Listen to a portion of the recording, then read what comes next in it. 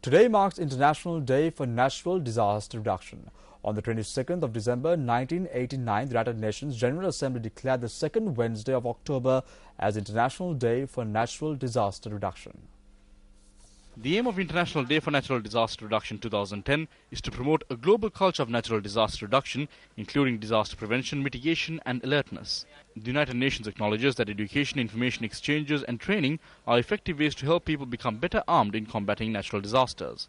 Meanwhile, the second National Symposium on Disaster Risk Reduction and Climate Change Adaptation was held today in Colombo, which saw the participation of the Sri Lankan resident UN coordinator Neil Boone. The chief guest at the occasion was Minister of Disaster Management H.M. Fauzi. As the Sri Lankan economy builds on the peace dividend and as the effects of climate change become more severe, Sri Lanka has a chance now to make economic growth. But to do this, the forward thinking and planning you are doing today is vital.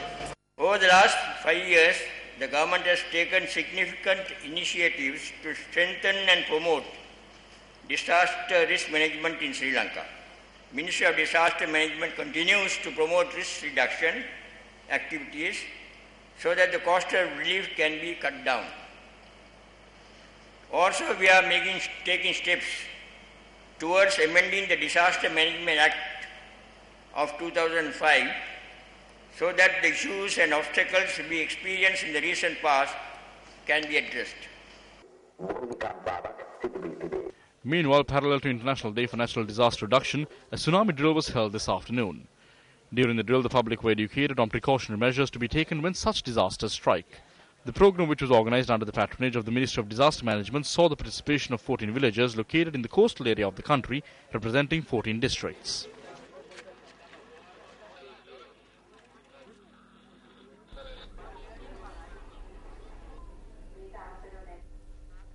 The Galle Archaeology Unit has taken steps to restore an ancient manually operated crane at the old Galle port.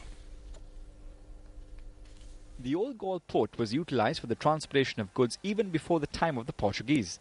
The port, which has been cast aside for around 40 years, is now turning into a relic. This crane, which is situated at a jetty built during the British era, was mainly utilized to unload goods and dates back over 100 years. The manually operated crane has been relocated to the Marine Archaeology Unit. We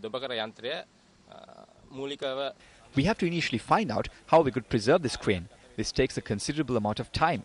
At present, this crane has decayed considerably, so we will make a proposal about how we hope to preserve it.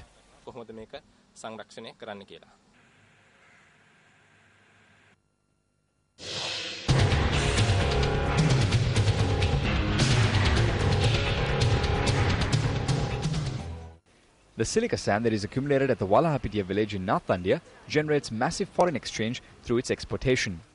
While both the government and permit holders who excavate this sand make a profit, another group suffers from various problems, while the environment too is damaged in an irreversible manner.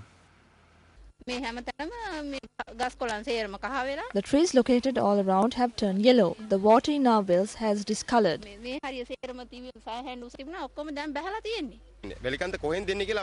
We don't know from where the sand is coming from. It appears all of a sudden and they then clear it in about 3 days.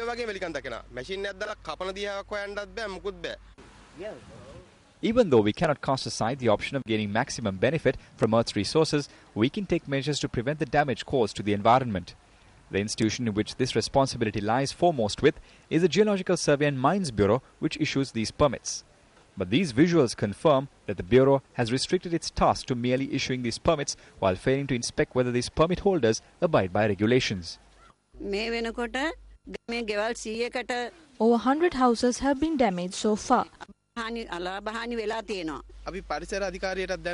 We informed the Environment Authority, but no one responsible has come forward. We don't know what to do.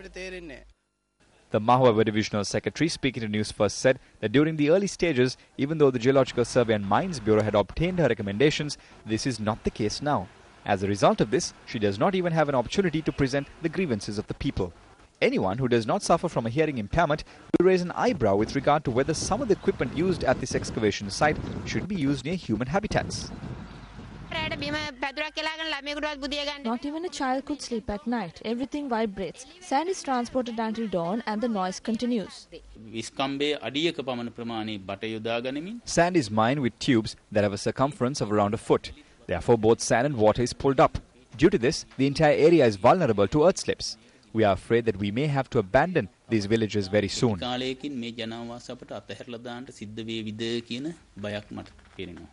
Should we sacrifice our villages in this manner in our eagerness to earn foreign exchange? Director General of the Geological Survey and Mines Bureau, this is over to you.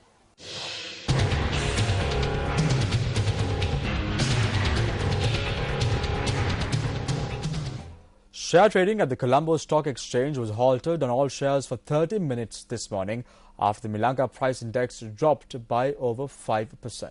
However, after the recommencement of trading, both shares saw a growth.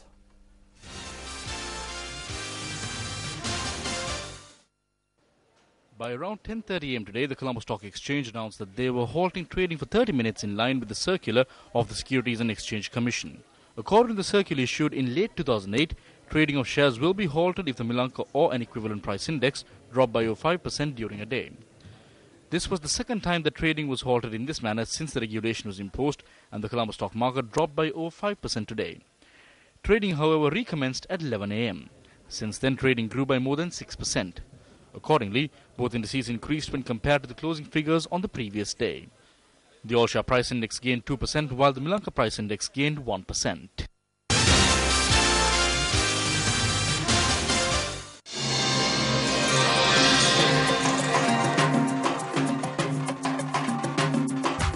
The French government said today that it would not back down on the contested pensions reform, a day after hundreds of thousands of people took part in major demonstrations in a major show of defiance against the government of French President Nicolas Sarkozy, which is pushing ahead with plans to raise the retirement age. Yesterday, French demonstrators hit the streets in record numbers in their latest protest over President Sarkozy's pension reform plan. Iranian President Mahmoud Ahmadinejad held talks in Beirut today in the first official visit by an Iranian president, which has highlighted the growing power of Tehran's Shia ally Hezbollah. The Iranian leader met with Prime Minister Saad al-Hariri, a Sunni Muslim, and the Shia Speaker of Parliament Nabi Berri. 6 Filipinos, 1 Indian and a Kenyan were killed yesterday when a cargo plane crashed outside Afghanistan's capital Kabul. An army officer said that the bodies were found burnt and unidentifiable at the site of the crash. The remains were carried away in black bags by soldiers who had walked some distance to the crash site and back to the waiting army ambulances. An EU team of experts analyzed the contaminated soil in Kolontar, Hungary, to assess the level of help the region will need to repair damage to the environment following the devastating toxic sludge spill on the 4th of October. The 5 experts from France, Belgium, Sweden, Austria and Germany travelled to Hungary after the government called on the EU to activate the civil protection mechanism.